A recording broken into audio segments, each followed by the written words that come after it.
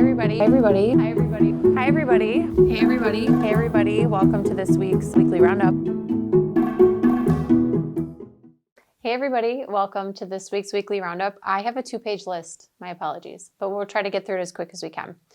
So first things first, I've been talking a few times about a lead service line replacement program, and I'm excited to say that we did indeed receive the grant from the DNR. So what this means is that if you were in the construction area last year, so like 9th, 10th, Dodge, Wisconsin, Market Street, that area that we were doing road construction last year, or you're in the area this year, we sent you a letter.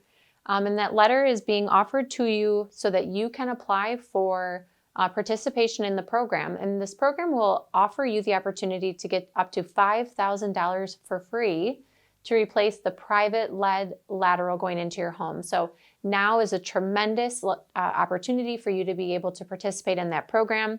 It is the time to say yes, because we have an ordinance which is precipitated by a directive from the DNR and then from the EPA that requires these lead service lines to be replaced within 36 months of notice to the property owner. So we've now noticed these folks, and so we're offering an opportunity to have this compliance metric met by $5,000 of grant funding that came from the state. So if you're interested, we sent you a letter. Call us with your questions. Either way, we need an answer in 2 weeks in order to be able to get the program rolling. If you're looking for more information in general, go to our city website and you'll see a component that's about Get the Lead Out, and you'll find all the information that you need there. We are wrapping up National Library Week. They've had a really good amount of information on our Facebook page and their Facebook page this week about all the different efforts that they've undertaken throughout the year and this week, and all the fun events that they've been having. They are doing a teen subscription box, which I think is pretty cool. Go to their the Facebook page and have a look at it.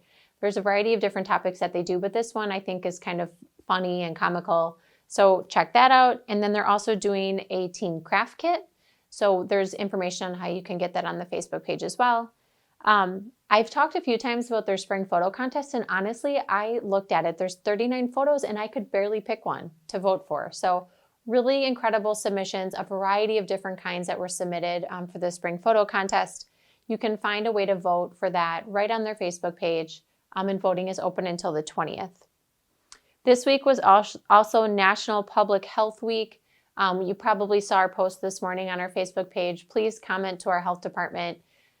Obviously, this year in particular, it's been quite an undertaking and quite an amount of work for our health department, while they're also doing things like car seat checks and well inspections and licenses for restaurants and all the other health measures that they work on throughout the year. They've done in coordination and conjunction with the effort that we have for the COVID-19 pandemic. So thank you so much to our public health department. We know that we couldn't have gotten through this year without you.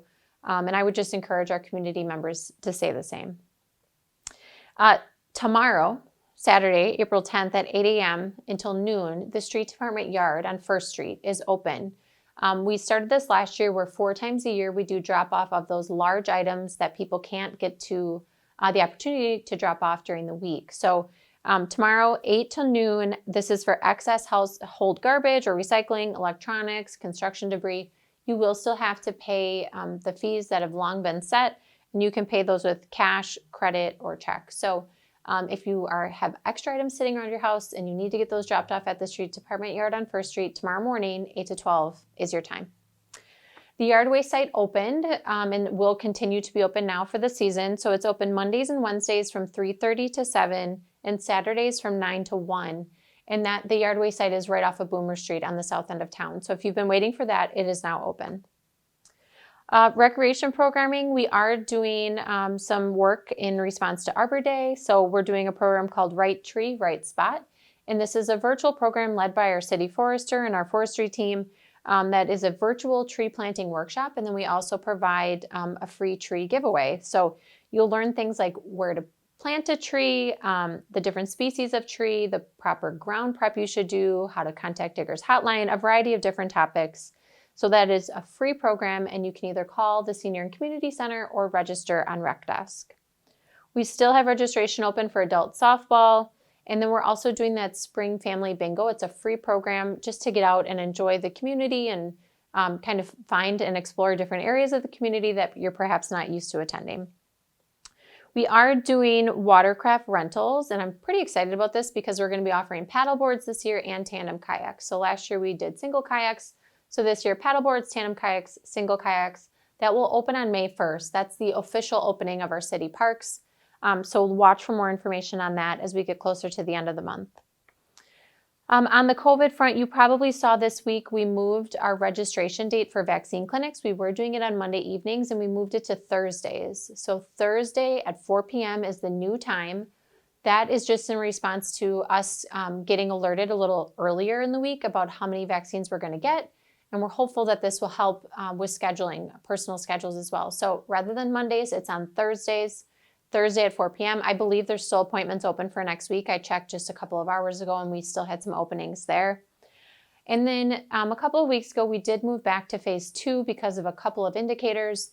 As we continue to have more and more members of our community vaccinated, we will continue to evaluate the phase reopening plan. We've reevaluated the phase reopening plan many times throughout the pandemic.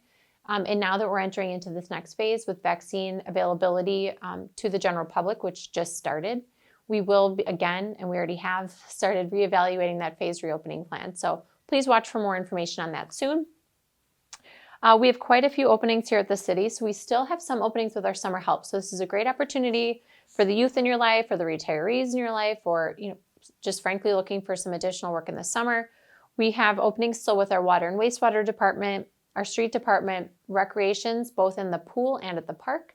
And then we also have an opening for an engineering civil engineer intern. Those are all available on the city website. We have a media and communications director position that closes today at noon. And then we are still hiring for the street mechanic position.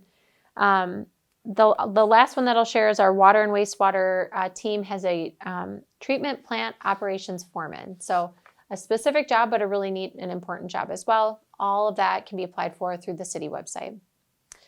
It's been a minute since I provided an update on the town square, so I wanted to make sure to provide that to you all today. So fundraising work has begun and is ongoing. You probably saw the article in the City Connection that came out that announced the heads of our fundraising team. So former Mayor John David and Dave Zimmerman, who's an RDA member and a pastor here in the community, they are serving as co-chairs of the fundraising subcommittee. So check out the article that was in the City Connection, or if you're interested in being a part of that fundraising effort for the town square, you can reach out to either of them, to me, to anyone here at City Hall, and we'll make sure that we get you connected with them. We did an interview this week for some regional exposure about the town square, so it was pretty exciting to be able to go to the site and share with a reporter all of the vision, the work, the sacrifice, the commitment, and the community involvement that has gone into getting us to this point. So please watch for that coming in the future. And then we will be doing the bidding of the town square construction probably by the end of summer. So we're hopeful that those bids will get out and we'll be able to, fingers crossed, if Mother Nature cooperates, begin construction yet this year, probably in the fall. If not, then that would move to the spring of next year. We are continuing to have really good progressive conversations with the housing developer that we're in a memorandum of understanding with for the site that's right next to the town square. This is for higher end multifamily housing, so good progress has continued there as well. Okay, so next week, before I talk about the weekend, so next week, Tuesday, the 13th, in the morning, the Watertown Police Department entry team will be doing a joint training with our fire department and the Dodge County SWAT team over near the area of Maranatha. So in that general area, the Tuesday morning, the 13th.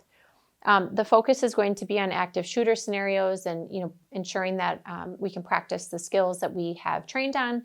I'm sharing this with you all because you probably won't see a presence. We're going to attempt to be parked away from general public view, but in the event you do, or if you see an armored vehicle driving through town, it is most likely, if it's that morning, related to our training exercise that we're having. So Tuesday morning, the 13th, training exercise.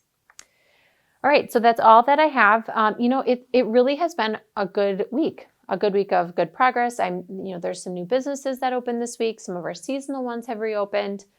Our summer programming continues. I was able to do a tour of the library with the library board just last evening, which was tremendous to see physical walls inside. Last time I saw studs, even to see some of the bright paint colors in the children's play area. So it really has been a nice week to kind of continue to focus both on our response to the pandemic, but also the incredible progress that's happening in our community. So I know that we're starting to get some of these summer events coming up. I know there's an event through the school district or perhaps through one of the parent associations that's called Music Through the Decades.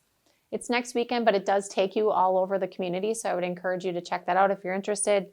And then just there's so many events happening through all of our community partners, and the Watertown Tourism page, the Main Street program, the Chamber of Commerce are all good places to find information on events. So have a good weekend, everyone. I know it's supposed to be rainy, but still have a good weekend. We'll see you back next week.